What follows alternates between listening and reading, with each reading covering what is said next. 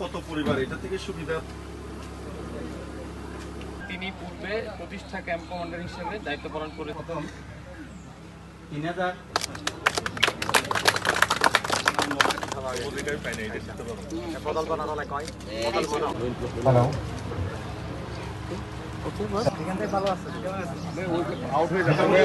ক্যাম্পের জন্য আন্তরিক ধন্যবাদ জানাচ্ছি যাদের এখানকার বেসামরিক প্রশাসনের সাহায্যে যে কাজ করে যাচ্ছে তারই অংশ হিসেবে কিন্তু আমরা এখানে এই জনগণের আর্থসামাজিক অবস্থার উন্নয়নে কাজ করে যাচ্ছি।